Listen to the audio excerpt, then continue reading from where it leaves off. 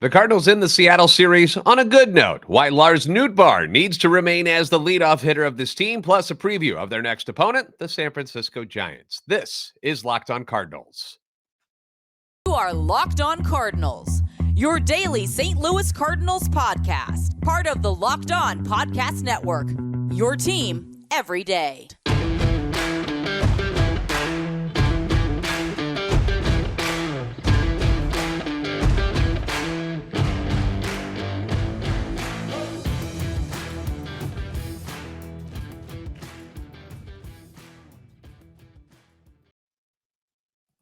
Hey there, Cardinals fans. I'm JD Haffern, and I'm a national radio sports anchor, born and raised in the Lou, and a lifetime Cardinals fan. And I'm your host for Locked On Cardinals, part of the Locked On Podcast Network, your team every day.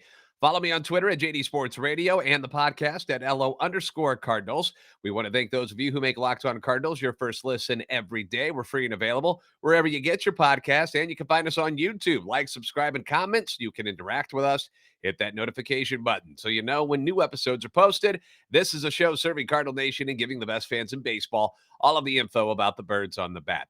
Today's episode being brought to you by Ultimate Baseball GM. If you've ever dreamed of becoming a Major League Baseball GM and managing your own baseball franchise, then this game is definitely for you. Download the game by visiting ultimatebaseballgm.com. You can also look it up on the app stores. Our listeners get a 100% free boost to their franchise when you use the promo code Locked On in all caps. My dog is over there choking on something. Sorry about that. Anyway, so let's get into things here. The Cardinals lose another series. Wah, wah. This time they lose to the Seattle Mariners. But just like the series before that against Arizona, and just like the one before that against the Pirates, and just like the one before that against the Rockies, they close out the series with a solid win. And the pattern I've picked up on recently is this when it comes to this Cardinals team. Game one of a new series, the Cardinals lose. And usually it's like a really bad game, like an ugly loss where nothing is going right. They haven't won an opening game series yet this season. We know that. The next game in the series, the Cardinals will play a little bit better before there's like one bad inning that torpedoes things, and then they lose in disappointing fashion. And then in the last game, everything kind of comes together. It's like everything clicks, they figure it all out. And then they give you that win, and it leaves you saying, see, I knew that they were better than those other games. Here's the real team. Now we're cooking. And unfortunately, they don't keep cooking. In fact, the cycle starts all over again, and they end up losing. And that's how we get to this 9-13 record on April 24th. It has the team 6.5 games back of first place, Pittsburgh. That's right. The Pirates have reeled off 7 wins in a row since leaving Busch Stadium and have swept the Rockies. They just swept the Reds and have now jumped in front of Milwaukee for the lead in the division. The Pirates are a good team, and I've kept up watching some of their games. They're not blowing people out, although they had some crooked numbers against Colorado. But against the Reds this past week, they weren't blowing them out or anything, but they were doing little things, moving runners over, sacrifice bunting, sacrifice flies, stuff like that. That's how they're getting it done. And then they're getting solid pitching. They've got the second best record in the league behind the Tampa Bay Rays now. And Milwaukee has the third best record in baseball, followed by Baltimore and Texas. Like, nobody saw any of this coming. And if someone tells you they did, they're a liar. Now, yesterday, the Cardinals came out quickly, getting a leadoff dinger by our guy, Lars Nootbaar. Noot back in the number one spot in this game. First pitch of the game, too, which is awesome. Second home run of the season for Nootbaar. Then Goldie doubles. Then Gorman singles. Then the struggling Nolan Arenado strikes out, but they pull off the old strike him out, throw him out play. But while the Mariners throw out the runner at second base, Paul Goldschmidt sneaking across the plate at home, grab a 2-0 lead. And for all the talk earlier on in the season about them failing and falling behind early in games in the first inning, hasn't been a problem recently. The Cardinals haven't done that.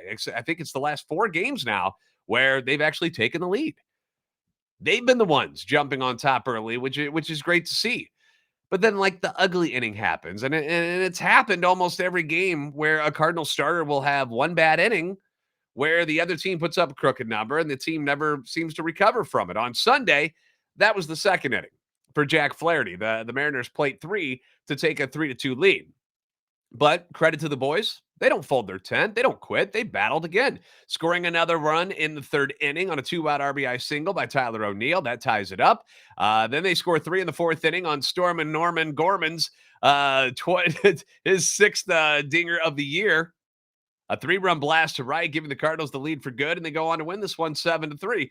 And according to Rob Raines at STLSportspage.com, Gorman is only the third player 22 years old or younger in franchise history to drive in 22 runs or more in the first 22 games of a season.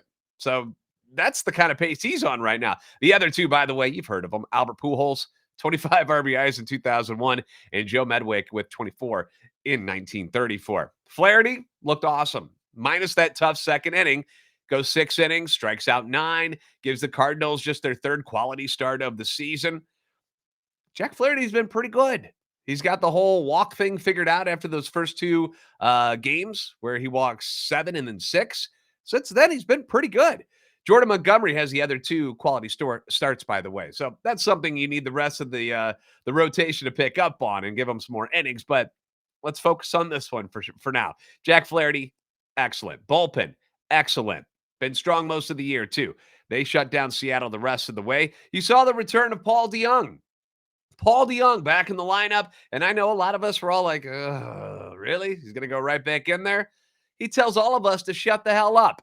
And his superhero alter ego, Paul DeGone, shows up in the first game. He goes yard, 3 for 4. Cardinals get a solid all-around win to leave Seattle on a happy flight. Now, there is one thing that happened twice in this series. Twice. And it's happened 3 of the last 5 games that Ollie has done that has made me quite happy. And I'll tell you what that move is next when I break down the good, the bad, and the ugly of this series on Locked On Cardinals. If you love baseball and not just, what happens on the field, but all of the aspects about baseball, we're talking salary, drafting, scouting, etc., all of this stuff, we've got a game for you if that interests you. Pro Baseball GM combines your dream of being a Major League GM with the fun and enjoyment of a video game.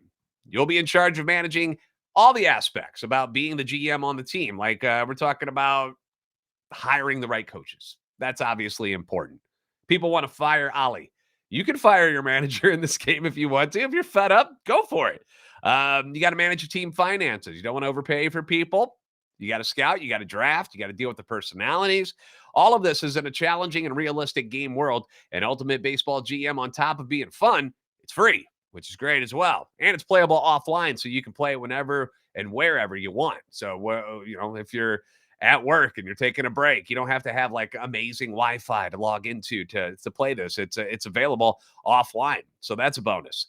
Locked On Cardinals, speaking of bonuses, you're getting a 100% free boost to your franchise when you use the promo code Locked On in all caps in the game store. So make sure to check it out. Download the game by visiting probaseballgm.com. You can also scan the code below if you're watching on YouTube, or look it up on the app stores. That's probaseballgm.com, Ultimate Baseball GM. Start your dynasty today.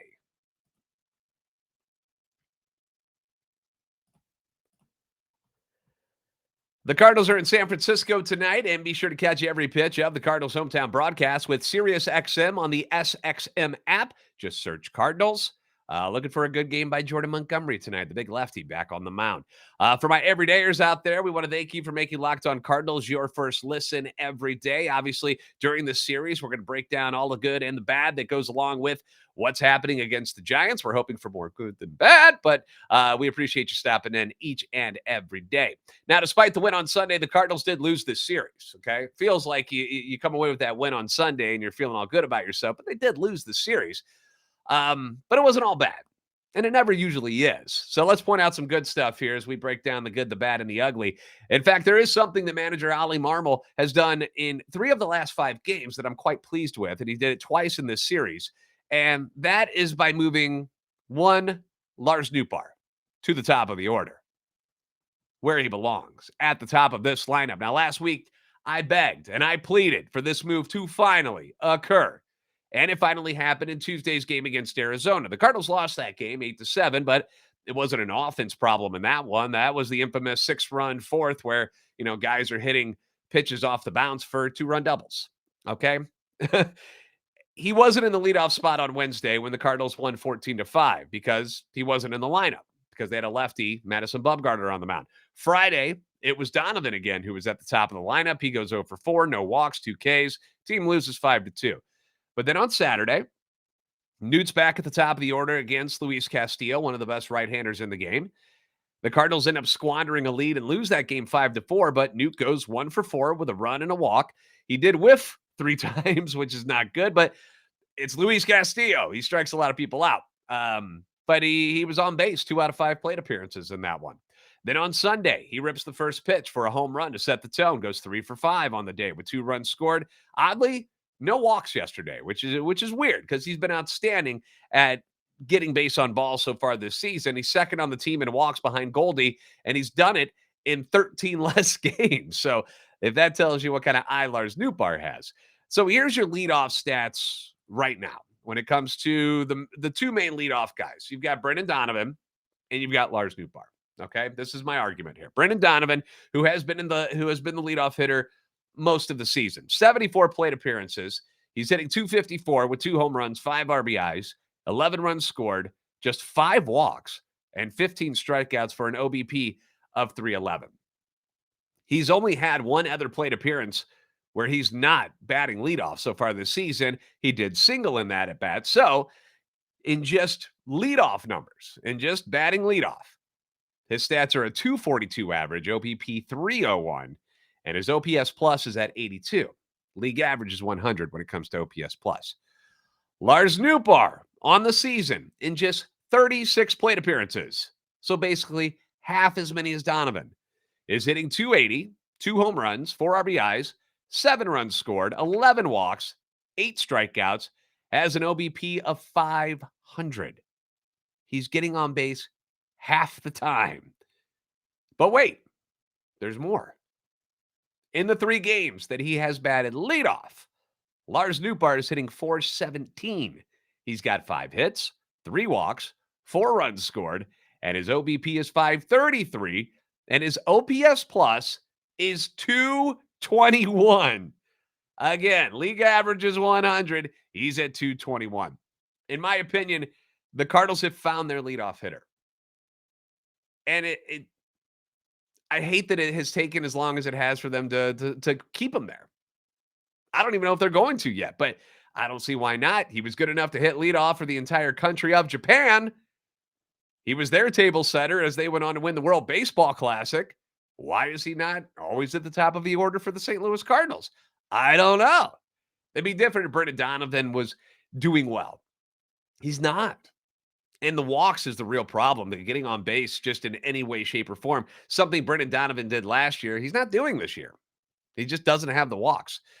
Maybe too aggressive. I'm not completely sure. I haven't watched every single at-bat he's taken, but maybe putting a little bit too much pressure on himself. It's the way people are pitching him. I don't know, but the numbers aren't adding up. But Nootbaar's are.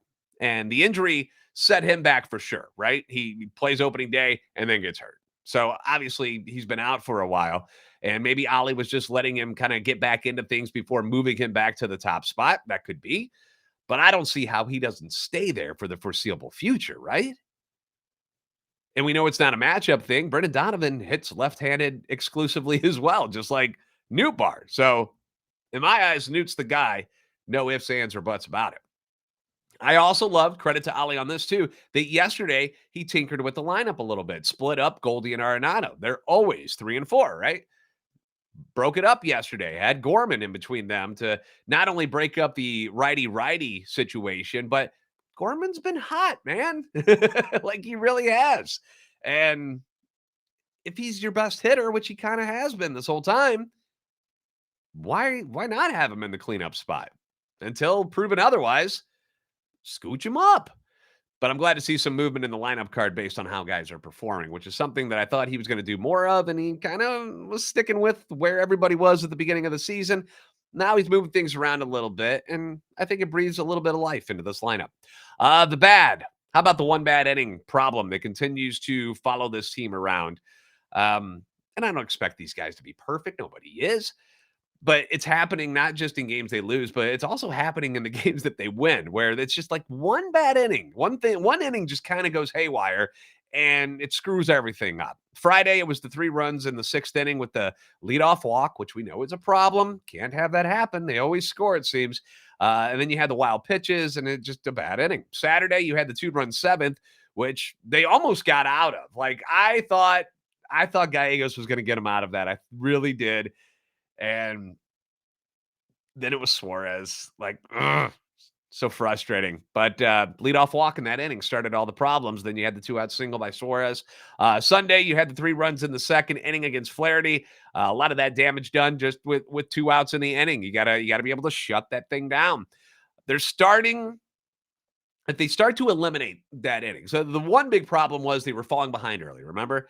And they were giving up first inning runs, and they were playing catch up the rest of the game. They've kind of fixed that so far. Now they need to start eliminating that one inning in games, or at least just limiting the damage that happens in that one inning. Instead of giving up 3 or 4 runs, like if they can limit it to 1 or 2, you could probably live with that. And I think their record would be much better. Now the ugly, and you're not going to see this guy's name in this section very often, but the struggles are real right now for one Nolan Arenado. 1 for 4 on Friday, 1 for 4 with a ribby and 3 strikeouts on Saturday, then 1 for 5 and 2 strikeouts on Sunday. In his last 14 days, he's hitting .235, 1 home run, 6 RBIs, 14 strikeouts, and just 4 walks and 55 plate appearances. Very unlike Arenado numbers. Like, that's not him. He's just really fighting it right now, trying to figure things out. There's a great line in the movie Tin Cup with Kevin Costner. I know it's a golf movie, but when he's got the shanks going on and he's like, my swing feels like an unfolded lawn chair. That's where Nolan Arenado is right now. He just cannot, nothing feels right, is what I'm guessing, because he just looks uncomfortable up there.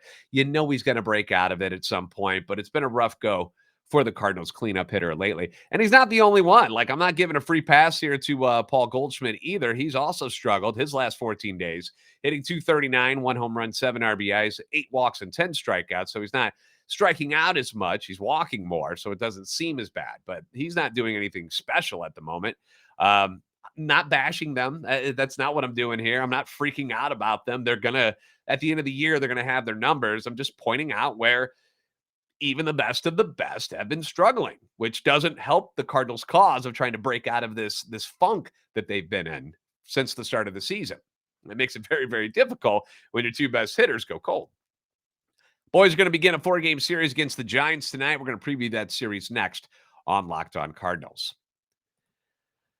This show is sponsored by BetterHelp.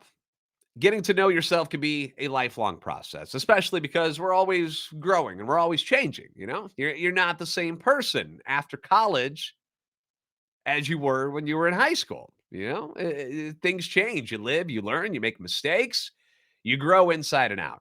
Therapy is all about deepening your self-awareness and understanding, because sometimes we don't know what we want or why we react the way we do. You know, have you ever, blown up at a significant other or a family member just out of nowhere? And you're like, why did I react that way? This is where BetterHelp can help you. You talk things through, and it's always nice to have someone there just to listen. And that's where BetterHelp can benefit you. They connect you with a licensed therapist who can take you on that journey or self-discovery from wherever you are, good or bad. If you're thinking of starting therapy, give BetterHelp a try. It's entirely online, designed to be convenient, flexible, and suited to your schedule. Discover your potential with BetterHelp. Visit BetterHelp.com/LockedOnMLB today to get 10% off your first month. That's BetterHelp, HELP.com/LockedOnMLB. Now, if you're looking for a snack and you're somebody who, likes to work out, likes to stay in shape, that's great. Maybe you're just trying to eat a little bit better. That's fine too. Delicious snack that's good for you. That's where Built Bar comes in. If you're like me and you want to make healthier snack choices, but you don't want to compromise taste, because nobody wants to eat something that tastes like cardboard. That's not good. That's not fun. Built Bars and Built Puffs taste fantastic. Covered in 100% real dark chocolate and available in unbelievable flavors. You got my favorite, which is peanut butter brownie, but churro, fantastic. Cookies and cream, can't go wrong there either. And they taste like candy bars, but they maintain the amazing macros. Only 130 calories and 4 grams of sugar with a whopping 17 grams of protein. Have you looked at how much protein that is compared to some of the other things that are out there, it just blows it away. And you can head to your nearest Walmart today, walk to the pharmacy section, and grab yourself a box of Built Bars, 4-bar box of cookies and cream, double chocolate bar, or the coconut puff if you like coconut. If Sam's Club is something that's closer to you, run in and grab their big one, the 13-bar box with hit flavors, brownie, batter puff, and churro puff. For the latest updates and flavors, make sure you got it bookmarked. Hit them up at built.com.